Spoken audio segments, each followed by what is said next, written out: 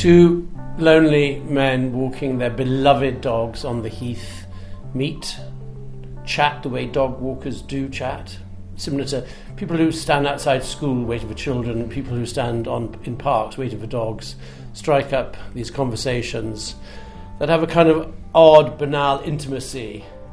It's equivalent, I suppose, of the pub, but the pub is fueled by drink, and this is not in the pub. So they start up this friendship, and they have an influence as the scenes progress. They have an influence over each other, and they manage to assuage the loneliness in their lives.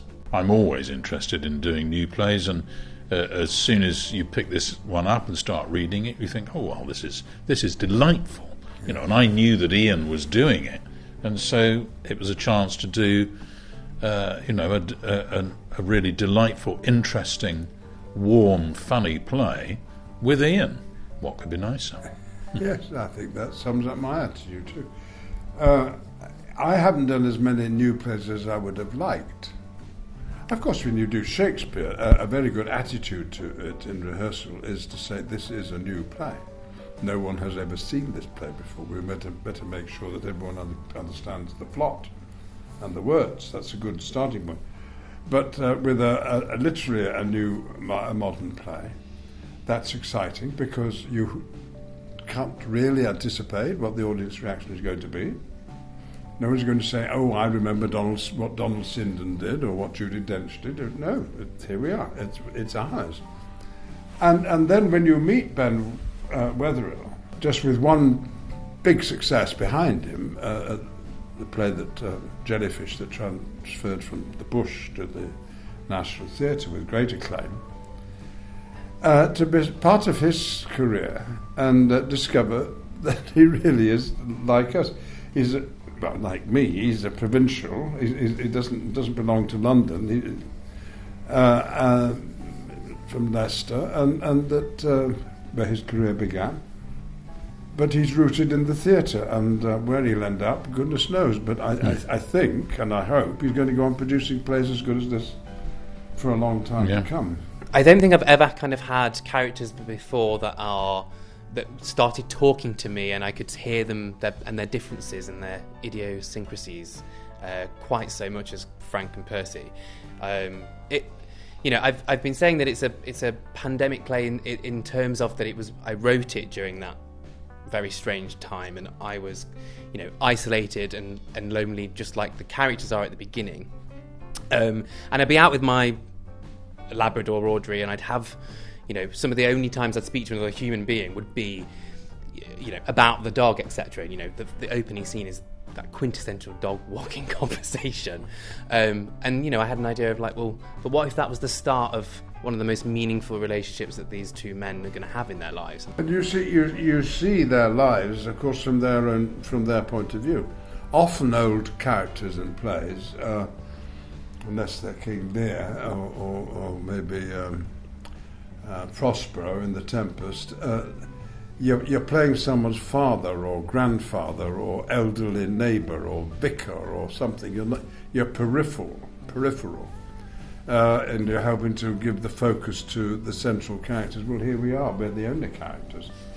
And that a 31-year-old should be able to easily, with comedy and sympathy, delve into the everyday life of a person who has to take pills, who's had a hip operation, who has lost his, in your case, his wife, and clearly both are at the end of their lives, winding down. And Ben has got inside those characters, hasn't he? Yeah. Ben sent the play to me via his agent, asked me to direct it, and when it landed on my lap, I didn't know where it was a play for, but I'm the artistic director here in the summer, so every summer I do 2 plays. I'm going to find 2 plays. The first year I did 2 classic plays, last year I did 2 mid-century plays, and this landed. I thought, how great to do a new play, and one of the characters was 80, and of course I've done a lot of plays with Ian McKellen, so I said to him, I've been sent this brilliant new play, I must love it and read it, and I sent it to Bill Kenwright at the same time, thinking that Bill would say, I don't know if it's really right for Windsor, but Bill loved it and Ian loved it, and they both wanted to do it. So suddenly we were up and running, and then I had the bright idea of bringing Roger Allam in, because we'd all done Aladdin together at the Ovic many, many years ago. So I knew that Ian and Roger had a fantastic chemistry. And also you need to find people who are not alike, as it were. So they're two very contrasting actors in many ways, but mentally they are very alike, and so they get on, and they have a wit and a chemistry that they share. We've known each other a long time, because I remember meeting you in the 80s when I was at the RSC, and you came to see the small-scale tour that I was on. Oh, yes. Because Ian was very important in getting this small-scale tour thing going that the RSC did for many years, of taking a couple of productions around to schools and smaller towns and stuff. We are similar actors in that I think we think of ourselves as being theatre actors primarily, would you say? Yes. And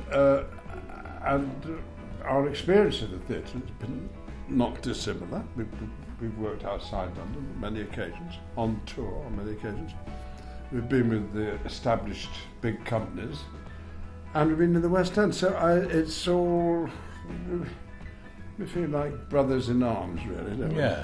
Yeah. We did the pantomime, 18 years ago, 19 years. Aladdin at the Old Vic. Widow Tranquil. 2 years running. Yes. And then we were both in a film called Mr. Holmes, about Sherlock Holmes, and Roger was my doctor. I was your patient. Anything else? That's about it. I think that's it, I have never had a dog. No. I'd refer to myself as a dog liker, really. I like dogs. I think they're lovely, but but my mother, I remember when I was a child, begging, going on and on about having a dog, and my mother saying, quite rightly, no, because I will end up looking after it. And I said exactly the same to my sons when they were a similar age. So they both, my son should be here now, because he knows about breeds like anything, but I know nothing about breeds of dogs. A Jack Russell once fell in love with me, I think, very, very deeply. But I'm ignorant. My experience of dogs as a child is absolutely different. My father was a widower, my mother having died, and he was ready to get married again. And when he said that he wanted to marry Gladys, his girlfriend, he asked my permission, really, or approval. And I said, age 13, I don't mind you marrying Gladys, that would be lovely, but as long as we can have a dog. And he was so pleased, I think, that it had gone so easily for him, that he, of course. So the dog arrived on the same day as Gladys did, and the dog was Kim, a little black spaniel, and we had other dogs after that. So in my youth, I lived with dogs, and then my first major partner had a passion for Scottish dogs, and I lived with generations of those. But none of these have ever been my dogs. And I suppose, I think before I die, I would like to have a dog who was as devoted to me as I was to it. But it ain't fair, really, when you work as much as I do, leaving home, and unless it's a little toy dog you can take into the theatre or somewhere, it's not practical. But I've always adored dogs, but alert to the fact that they are not human beings. And a dog's love, passionate as it is not all embracing. It's all to do with food. It is really.